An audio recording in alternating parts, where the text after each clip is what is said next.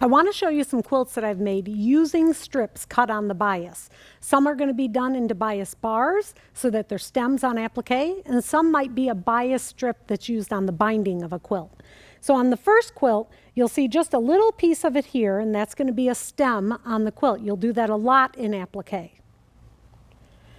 This is a 1/2 inch bias stem, so a little bit wider, much more effective look. This also, on the corner of this quilt, on the edge of this quilt for the binding, I used a striped fabric to use on the binding of the quilt. I really love the look of stripes on the bindings. I'll show you some more later that are even more effective. This is a Celtic design, a Celtic alphabet design. Here I use the 1/4 inch stems. You can see that I can get around corners. I can turn when the design turns. The next one is a smaller Celtic design.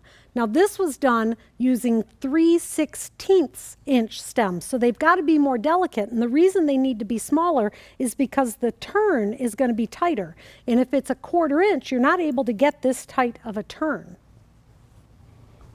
This is one of my favorite designs. I did this with a striped fabric, so the 1/4 inch bias stem is done with the striped fabric that's just going to be really cool. It's just more effective in your design. And then also on the border treatment here, this is also done with a 1/4 inch bias stem. This is a larger quilt. Now on this quilt, I used a really, really wide bias stem for creating the branches on the quilt edges here.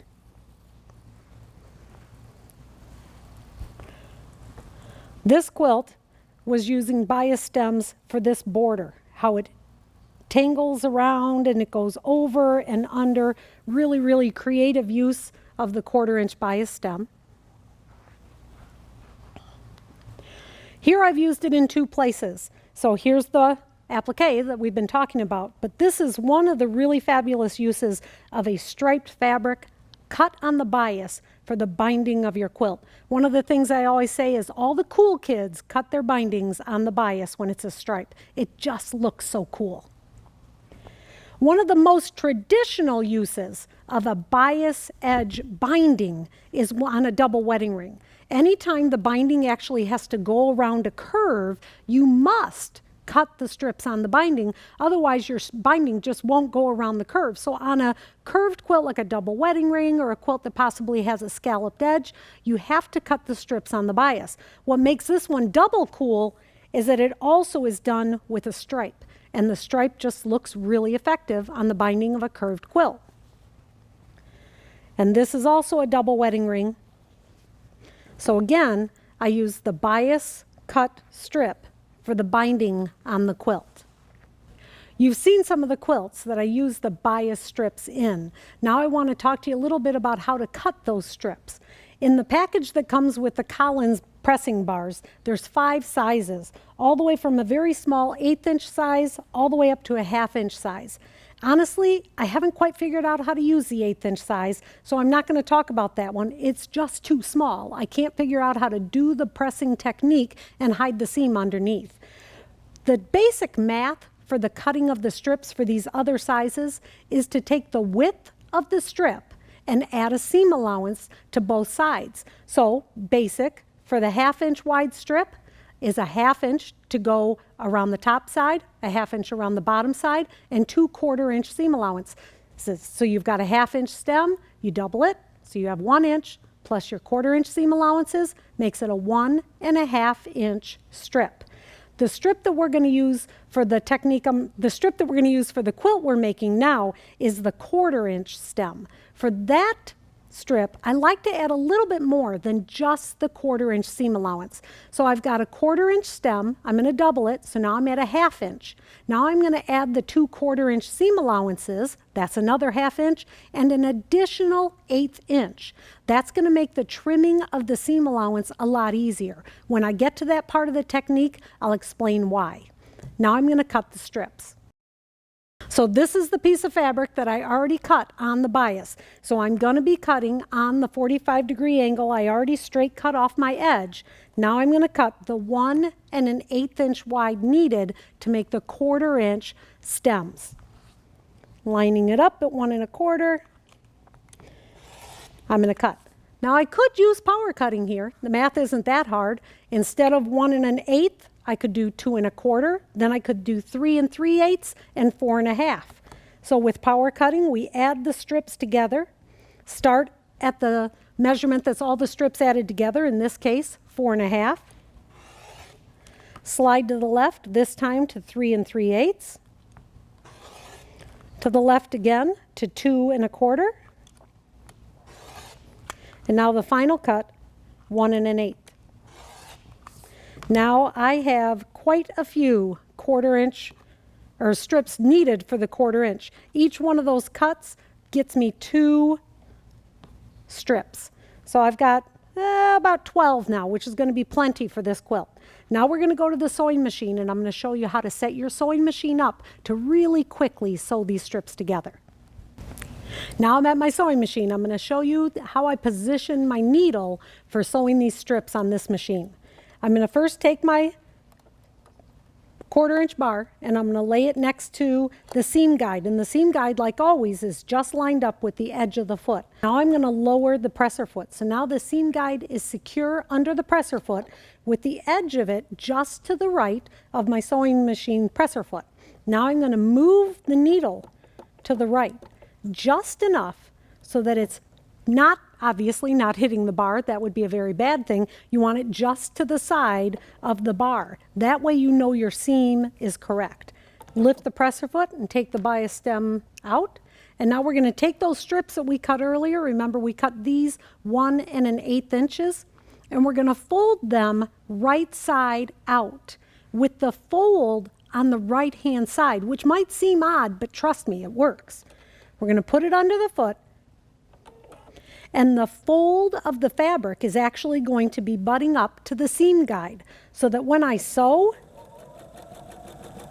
I'm just keeping the fold of the fabric up to the seam guide. So I don't even have to concentrate that hard on how I'm sewing. For instance, watch here, when I sew this, I'm going to keep this raw edge very crooked. It's not even going to be next to each other, and it won't matter. What matters is the distance from the fold to where the thread is.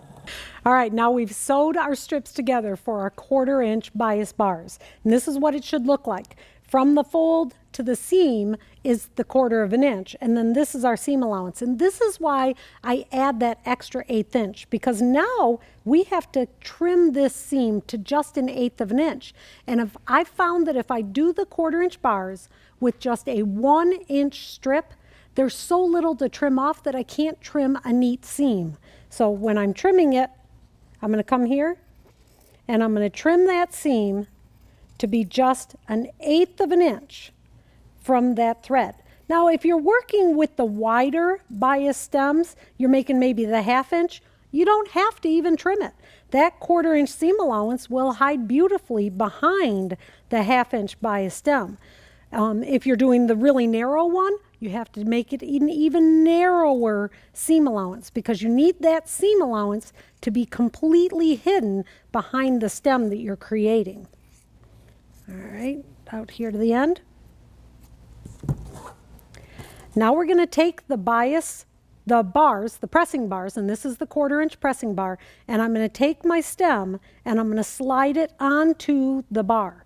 Now, as I slide it onto the bar, the idea is that the seam allowance be hidden behind the front end. So here is the front end of it.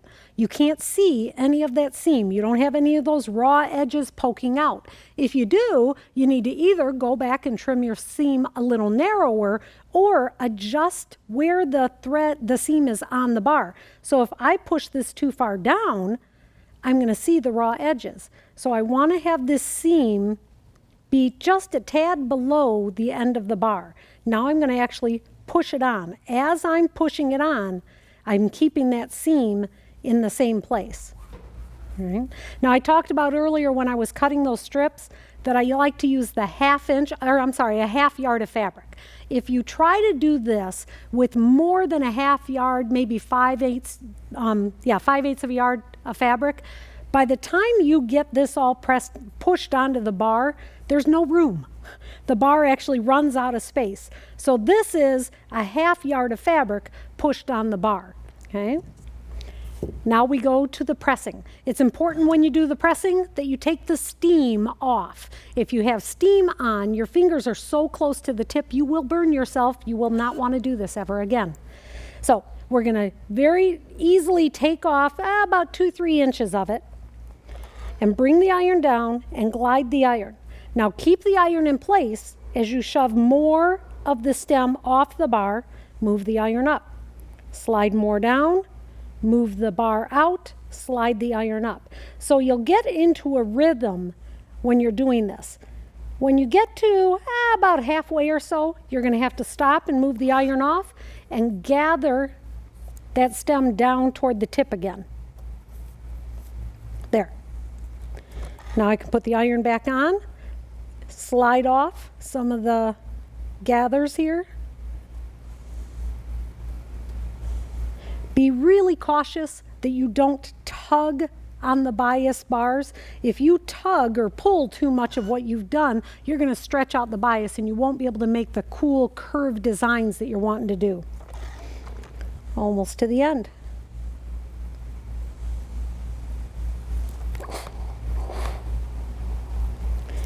Now from the front side, I have a beautiful bias stem.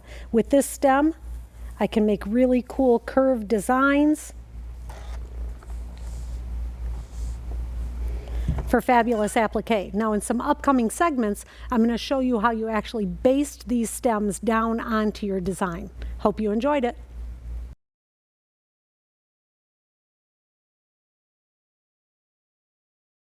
Thanks for watching our video. Be sure you subscribe to our channel. We wouldn't want you to miss a single one. Leave a comment. We would love to hear from you.